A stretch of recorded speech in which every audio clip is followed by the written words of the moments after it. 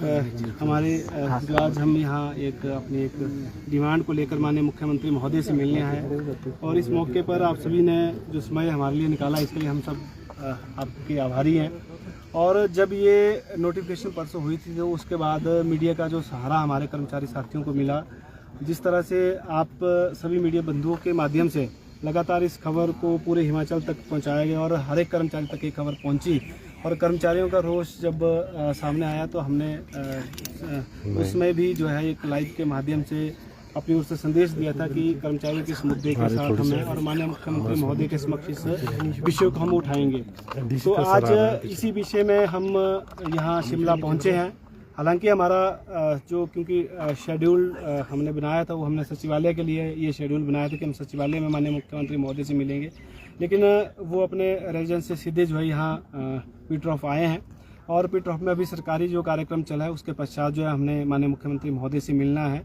और देखिए, एक जो राइडर की नोटिफिकेशन 2022 में हुई थी उसमें हमारे वो उन साथियों को जो थोड़ा सा लाभ दिया गया था जिनको जो है बहुत कम पे स्केल से लाभ मिल रहा था।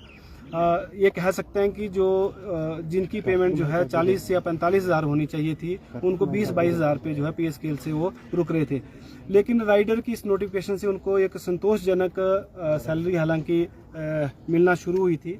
और जब ये परसों नोटिफिकेशन हुई तो उसके बाद जो है हमारे कर्मचारी साथियों के लगातार टेलीफोनिकली भी और सोशल मीडिया के माध्यम से भी हमें भी मैसेज आए और हमने खुद भी महसूस किया कि ये इतना जो इस तरह की अगर नोटिफिकेशन ये हुई है तो इससे जो सरकारी सेवाओं में आए हैं जिनको 4-5 सालें सरकारी सेवा में हुई हैं तो अभी हमें सूत्रों से भी ये पता चला है और आप सब मीडिया बंधुओं के माध्यम से भी हमें इन्वेस्टमेंट कर रखी है, कुछ लोगों ने लोन ले रखे हैं, तो उन लोगों को बहुत ज़्यादा भारी दिक्कत आने वाली है।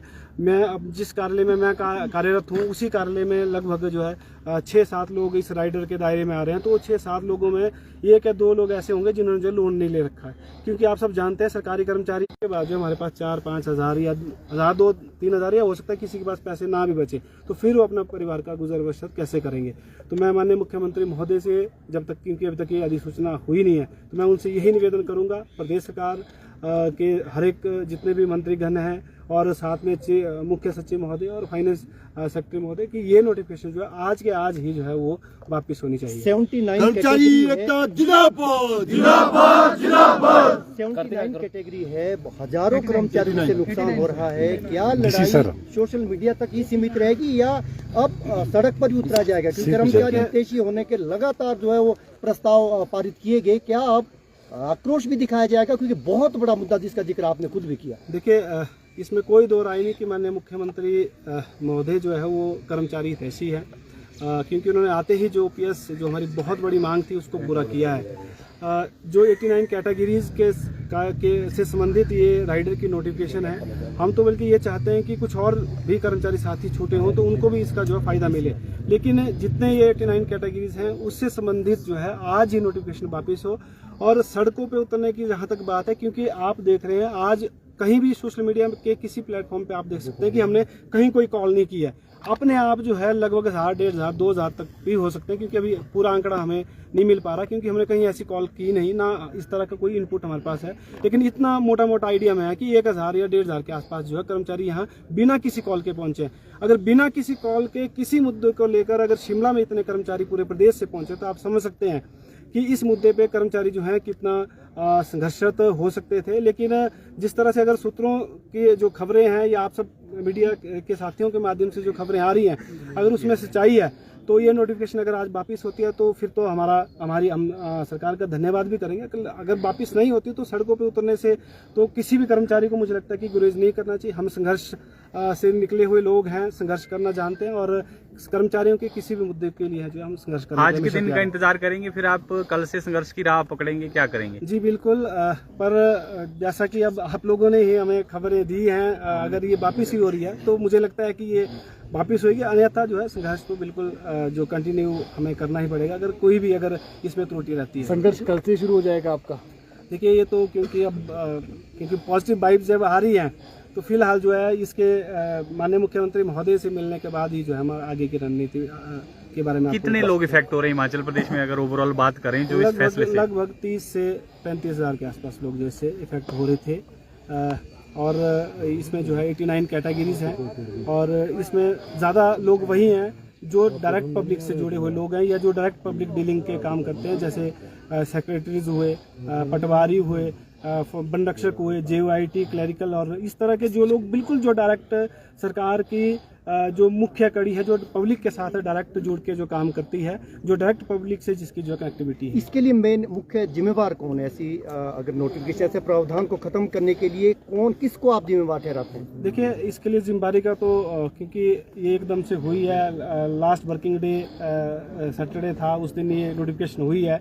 बहुत ज़्यादा हमें भी इस बारे में ज़्यादा आइडिया नहीं था क्योंकि र्यूमर हालांकि महीने 1.5 महीने से थोड़ा थोड़ा चल रहा था, लेकिन जितने भी हमारे अपने सूत्र थे, लेकिन बहुत मुश्किल था इस बारे में पता करना कि इस तरह की कोई नोटिफिकेशन सचमुच हो रही है या नहीं। बहुत सारे जो हमारे अपने साथी भी हैं, सचिवालय में भी जो साथी हैं, हालांकि उनकी ओर से भी यही कहा जा रहा था कि इस तरह की नोटिफिकेशन की जो है फिलहाल कोई सुगबुगाहट सचिवालय में नहीं है, लेकिन फिर भी ऐसी नोटिफिकेशन हुई है। मुझे लगता है कि माननीय मुख्यमंत्री महोदय को भी इस विषय में संज्ञान लेते हुए जो भी जिम्मेदार लोग होंगे, जिन्होंने भी माननीय मुख्यमंत्री महोदय को कॉन्फिडेंस में लेकर अगर नहीं लिया है और फिर ये नोटिफिकेशन हो गया, तो मुझे लगता है कि उनको भी इस विषय में संज्ञान लेना चाहिए, क्योंकि ये हमारी भावनाओं, हमारी ज़रूरतों के साथ साथ हमारी भावनाओं से भी जुड़ा हुआ मुद्दा था और बहुत डिप्रेस जैसा फील हमारे जो है कर्मचारी साथी कर रहे थे। बहुत ज़्यादा लोगों के फ़ोन कॉल्स और बहुत सारे कर्मचारी साथी जो आप देख भी रहे हैं, हमारी बहुत सारी बहनें भी यहाँ पहुँची है और थोड़ी देर में आप देखेंगे बहुत सारे और भी कर्मचारी हमारे यहाँ पहुँच रहे हैं। तो ये आप समझ सकते हैं कि बिना किसी संगठन की कॉल के जो है अगर इतने साथी पहुँचे हैं तो लोगों को जो है बहुत दुख हुआ था। लेकिन अगर ये नोटिफिकेशन आज वापस होती है तो मुझे लगता है कि सभी अपने कितना नुकसान हो रहा है, कितने पैसे का नुकसान हुआ है? देखिए, इसमें लगभग जो है 10,000 से लेकर 20,000 तक जो है एक कर्मचारी को नुकसान हुआ था। हमारे साथ ये हमारे छोटे भाई छोटू यादव है, ये वन रक्षक हैं, इनको 13,200 के आसपास जो है नुकसान हो रहा है। तो एक वन रक्षक को लगभग इतना नुकसान हो रहा है, इतना ही लगभग एक JOIT को, इतना ही लगभग एक पटवारी और एक सेक्रेटरी को लगभग 13,200 के आसपास नुकसान हो रहा है। तो किसी को इससे ज्यादा भी हो रहा है, किसी को हो सकता है इससे कम भी हो। एक कांस्टेबल एक मुख्य कड़ी जो और है, जो हमारी सुरक्षा के लिए काम करते हैं, उनको भी लगभग जो है इतना ही नुकसान है, 13 और 14,000 के बीच जो है नुकसान हो कर्मचारी तक पहुंची और एक जो है मोमेंट बना। और आज ये अगर वापस होती है तो हम आपका सचमुच आप सब मीडिया के साथियों का भी धन्यवादी हमेशा रहेंगे। तो प्रदीप जी, पिछली ये है एरियर है, कुछ भी नहीं मिला हुआ है, ये कहा जा रहा है कि कर्मचारी संगठन खामोश हो गए OPS देने के बाद। देखिए, ऐसा बिल्कुल नहीं है। आप सबके माध्यम से हम लगातार कर्मचारियों तक भी अपनी बात पहुंचाने की कोशिश करते हैं। इस बार जो हमारा विधानसभा का सत्र था उसमें भी हम माननीय मुख्यमंत्री महोदय से मिले हैं, जो भी डिमांड थी, चाहे हमारे DA की थी